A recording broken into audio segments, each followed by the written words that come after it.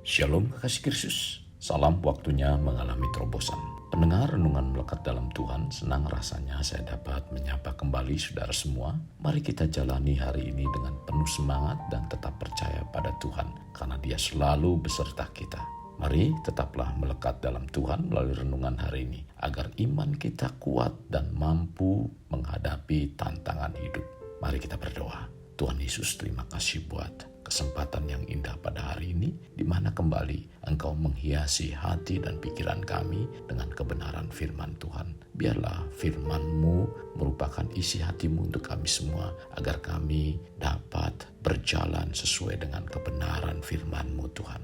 Kami rindu bahwa apapun yang terjadi dalam kehidupan kami mampu menghadapinya, dan kami bisa bertahan dan kuat di dalam Engkau. Karena itulah yang Tuhan rencanakan, agar kami tetap menjadi saksi-Mu dengan keadaan dan dimanapun kami berada, sehingga semua Tuhan dipermuliakan. Terima kasih Tuhan Yesus. Ini doa kami, dalam nama Tuhan Yesus kami berdoa. Amin.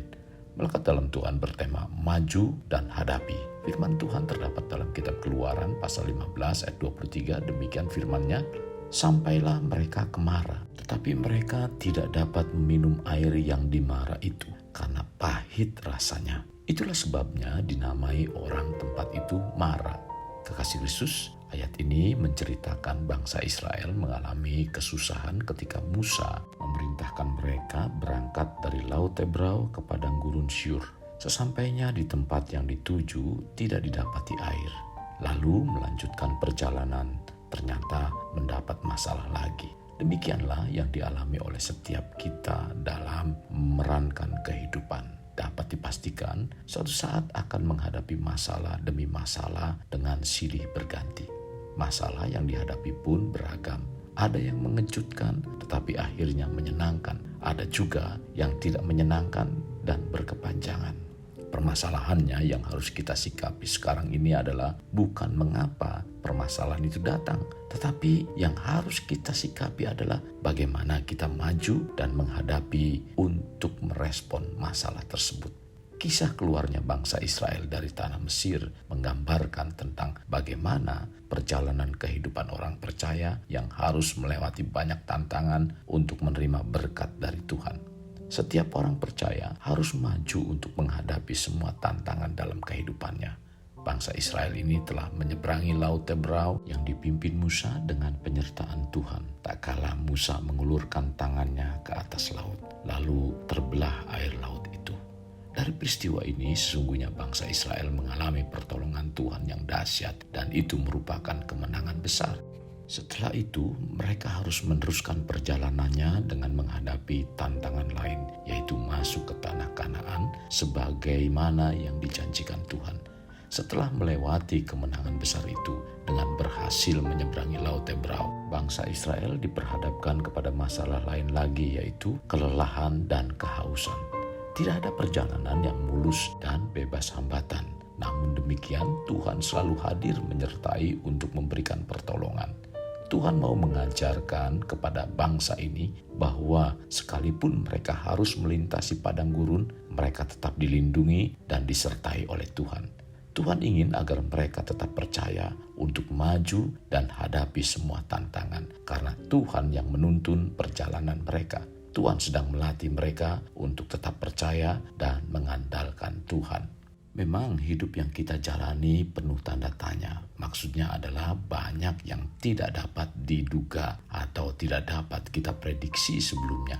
Kita tidak dapat pastikan bahwa segala sesuatu itu akan berjalan baik seperti yang kita bayangkan atau harapkan.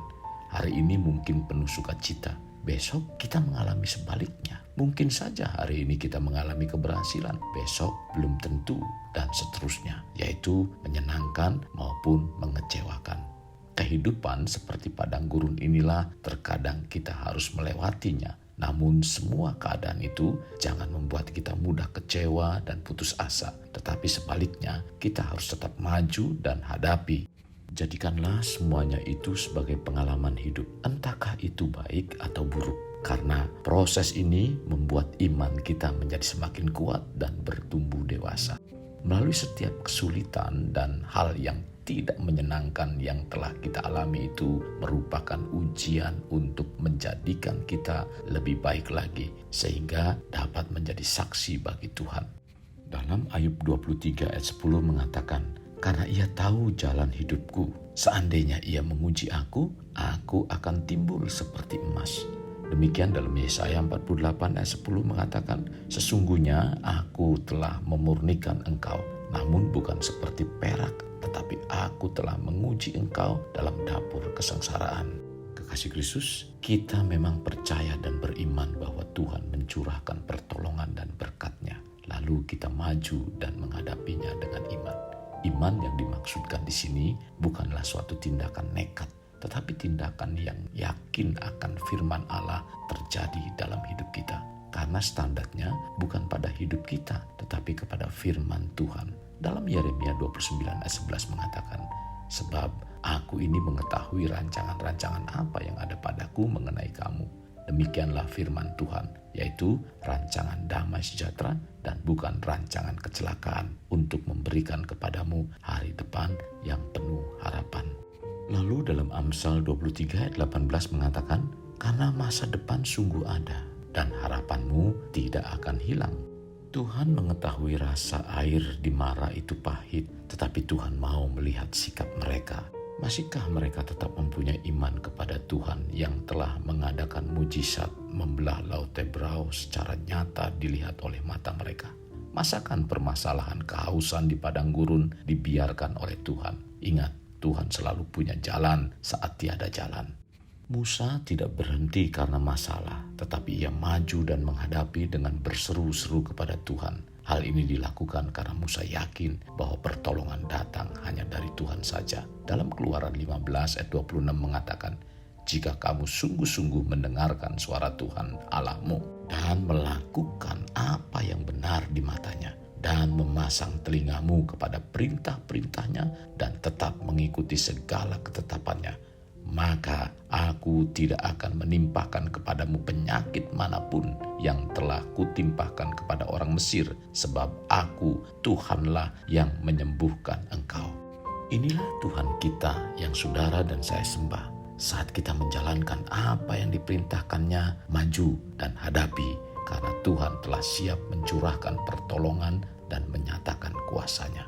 Kekasih Kristus, mari kita alami terobosan hidup. Untuk mengalaminya, mulailah dengan mengenal prinsip-prinsip kerajaan Allah serta menjadi warga kerajaan. Kita berdoa. Tuhan Yesus, terima kasih buat firman Tuhan pada hari ini. Sungguh sangat memberkati kami. Tuhan, biarlah kami tidak dapat dihalangi dengan keadaan dan masalah yang kami sedang hadapi saat ini, Tuhan. Kami rindu bahwa Engkau terus memberikan satu motivasi dalam keimanan kami lewat renungan demi renungan yang kami dengarkan, sehingga kami mampu menghadapi setiap persoalan ini, karena Engkau sedang memproses kami, Engkau sedang mengarahkan kami untuk menjadi pribadi-pribadi yang bernilai, bahkan berkualitas, seperti apa yang Kau rencanakan dalam kehidupan kami. Tuhan Yesus, mari Tuhan tuntun kami, pegang kami Tuhan, agar kami siap melangkah dalam keadaan apapun, dan kami percaya Tuhan akan membawa kami dari kemenangan yang satu menuju kepada kemenangan yang lain. Terima kasih Tuhan Yesus, ini doa kami. Dalam nama Tuhan Yesus kami berdoa. Amin. Kasih Kristus, mari kita akhiri dengan menedahkan kedua tangan kita. Terimalah anugerah berkat dari Allah Bapa, kasih sayang daripada Yesus Kristus, dan persekutuan dengan Roh Kudus yang mencurahkan berkat secara rohani, berkat secara jasmani, dan berkat secara ekonomi, di mana berkat Abraham, berkat Ishak, berkat Yakub dicurahkan dan dilimpahkan dari saat sekarang sampai Maranatha tiba, dalam nama Tuhan Yesus. Amin. Sampai jumpa di renungan berikutnya. Tuhan Yesus memberkati. Jangan lupa like, share, dan subscribe.